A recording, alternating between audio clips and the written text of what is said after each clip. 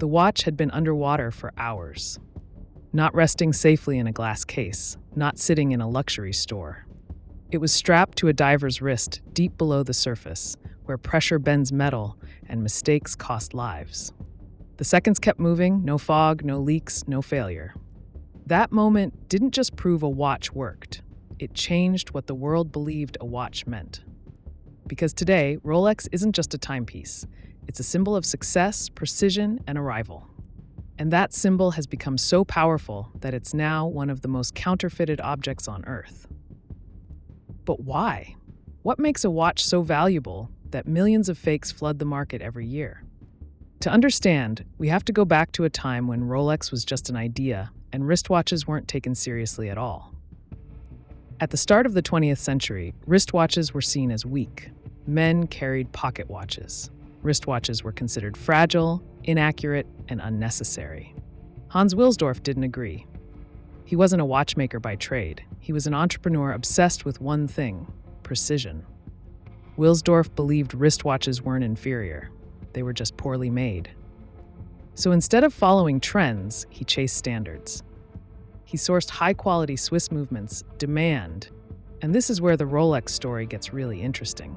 Because demand didn't just grow, it exploded, but not in the way you might expect. Rolex didn't suddenly start advertising everywhere. They didn't hire celebrity ambassadors to flood social media. They didn't create artificial hype campaigns. Instead, something organic happened. Rolex became a cultural marker. In hip-hop culture, a Rolex became a symbol of making it out, of going from nothing to something. Rappers mentioned Rolex in lyrics not because they were paid to, but because it genuinely represented success in their world.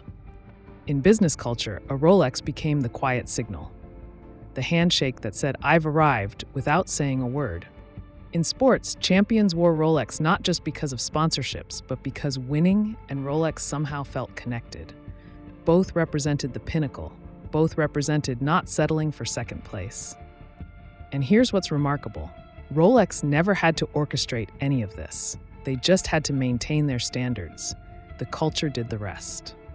But maintaining those standards meant making hard choices. When demand exploded in the 2000s, Rolex could have ramped up production. They could have opened more factories. They could have hired more workers. They could have flooded the market and made billions more. They didn't. Instead, they kept production steady. They maintained quality over quantity. They chose long-term brand value over short-term profits. And that decision, that restraint, made the desire even stronger. Because now it wasn't just about wanting a Rolex. It was about being able to get one. The wait list became part of the story. The scarcity became part of the appeal. People started calling it the Rolex game. Strategies emerged. Build a relationship with your dealer. Buy other watches first. Wait patiently. Maybe eventually you'd get the call. And when that call came, it felt like winning. Not just getting a watch, winning. Ed tighter tolerances and pushed for accuracy certifications no wristwatch had earned before. In 1910, a Rolex wristwatch became the first to receive a Swiss chronometer certificate. 4 years later, it earned a Class A precision rating, something usually reserved for ship navigation instruments. That achievement quietly sent a message. Wristwatches could be serious. But accuracy alone wouldn't win trust, because one splash of water could still destroy everything. And solving that problem would be Rolex's first true breakthrough. In 1927, Rolex introduced the Oyster. It was the world's first truly waterproof wristwatch. A sealed case, a screw-down crown, a design that locked water out completely. People didn't believe it, so Rolex didn't explain, they demonstrated. That same year, swimmer Mercedes Gleitze attempted to cross the English Channel wearing a Rolex Oyster. She swam for more than 10 hours in freezing water. When she finished, the watch still worked perfectly. Rolex turned the result into legend. They placed Oyster watches inside fish tanks and store windows, submerged for days at a time. Customers didn't just hear claims, they watched proof. Rolex had done something rare. They didn't sell aspiration first, they sold trust. But the Oyster introduced a new problem: To wind the watch, you had to open the crown, breaking the waterproof seal. Fixing that would require another industry-changing invention, and Rolex already had the answer. In 1931, Rolex introduced the perpetual movement. It wound itself using the motion of the wearer's wrist. No daily winding, no opening the case, no compromising water resistance. The watch worked because you moved. This completed the oyster system, accurate, waterproof, self-winding. From that point on, Rolex watches stopped being accessories. They became tools. But what does it really mean for a watch to be a tool? Most people think of tools as hammers, wrenches, things you use and replace. But Rolex redefined the concept entirely. A Rolex tool watch isn't disposable. It's an investment in capability, in readiness, in being prepared for whatever comes next. Take the Submariner. When it launched in 1953, recreational diving was barely a thing. Most people never went deeper than a swimming pool. But Rolex wasn't building for most people. They were building for the few who pushed boundaries. The ones who explored shipwrecks, the ones who studied marine life, the ones who went where others wouldn't. And here's the brilliant part. By building for the extreme, they created something everyone wanted. Because if a watch can survive 300 meters underwater, it can definitely survive your daily shower. If it can handle the pressure of the deep ocean, it can handle anything you throw at it. This became Rolex's formula: build for the extreme, sell to everyone. The GMT Master is another perfect example.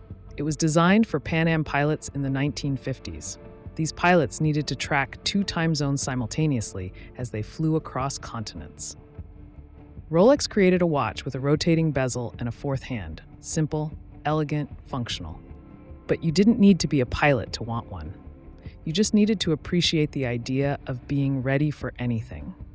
Of being the kind of person who might need to know what time it is in 2 places at once. That's the genius of Rolex. They don't sell you what you need, they sell you who you could become. And Rolex made a smart decision. Instead of chasing fashion or trends, they put their watches on people who tested limits. People whose lives depended on reliability. That decision would define the brand forever. Rolex didn't ask celebrities to wear their watches. They asked professionals, divers, pilots, explorers, scientists, racers. In 1953, a Rolex accompanied climbers to the summit of Mount Everest. That moment inspired the Rolex Explorer. Then came the Submariner, built for divers when recreational diving barely existed. The GMT Master followed, designed for pilots navigating multiple time zones. The Daytona was created for race car drivers who needed precision at high speeds. Each watch wasn't just named, it was assigned a purpose. Owning one meant stepping into a role. And slowly, Rolex ownership became less about telling time and more about telling a story. But as the story grew stronger, something else grew with it: demand. Today, Rolex makes roughly 1 million watches a year. That sounds like a lot. Until you realize millions more people want one. You can walk into an authorized dealer with money ready and still leave empty-handed. Waitlists stretch months, sometimes years. Rolex doesn't rush production. They don't flood the market. Scarcity isn't announced, it's felt. Retail prices might start in the thousands, but on the secondary market, certain models sell for double, sometimes triple. Not because Rolex says they're special, because the world decided they are. But that level of desire creates a problem no luxury brand escapes. When something becomes valuable enough, people try to copy it. Rolex is one of the most counterfeited products on Earth, not just watches, products. Millions of fake Rolexes circulate globally every year. Some are laughably bad, others are frighteningly convincing. To the untrained eye, many look real. Correct logos, convincing weight, smooth movements. But here's the truth. Counterfeit Rolexes aren't trying to copy timekeeping. They're copying status. Because most people don't buy a Rolex just to know the time. They buy what it represents. Success to rival. So how does Rolex fight back? Rolex understands this threat deeply, and instead of loud public crackdowns, they fight quietly. They change internal components without announcement. They use proprietary alloys like oyster steel. They update movements in ways counterfeiters don't notice until it's too late. Even tiny details, engraving depth, lume formulas, balance wheels are constantly refined. By the time fake manufacturers catch up, Rolex has already moved on. It's a silent arms race, and Rolex stays ahead by doing what they've always done: engineering better, not louder. Here's what counterfeiters can't replicate: history. A fake Rolex might look right today, but it has no story. It didn't survive underwater. It didn't climb mountains. It didn't time races or guide pilots. Real Rolex watches age with their owners. Scratches tell stories. Servicing preserves legacy. Time adds value. Counterfeits don't age well. They reveal themselves. And that's why, even with millions of fakes in circulation, Rolex remains untouched at the top. Because the real value isn't steel or gears. It's trust built over a century. Before you know anything about watches, you know Rolex. Then you learn more. You discover rarer brands, more complex movements, higher price tags. You might even say you'll never buy one. But time has a way of changing perspective. You begin to understand restraint, consistency, legacy. Rolex didn't win by being flashy. They won by showing up every single time. When it mattered, when conditions were harsh, when failure wasn't an option.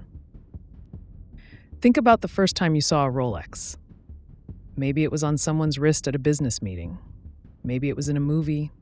Maybe it was in a store window you walked past. What did you feel? Admiration, curiosity, maybe even a little envy? That reaction wasn't random. It was engineered over decades. Because Rolex understood something most brands miss. They understood that luxury isn't about being the most expensive. It's about being the most trusted. And trust takes time to build. But once it's built, it becomes nearly impossible to break. Consider this. When someone buys a fake Rolex, what are they really buying? They're not buying precision, they're not buying waterproofing, they're not buying a self-winding movement. They're buying the appearance of success, the illusion of achievement. And that tells you everything about what Rolex has accomplished. They've created something so powerful that even the fake version holds value in people's minds. But here's what's fascinating. The people who buy counterfeits often become the biggest advocates for the real thing. Because once you wear even a fake Rolex, you start to understand the appeal. You start to notice the real ones. You start to see the difference. And eventually, many of them save up and buy the genuine article. Rolex doesn't just sell watches. They sell a journey, from aspiration to acquisition, from wanting to having, from dreaming to achieving. And that journey is what makes the brand immortal.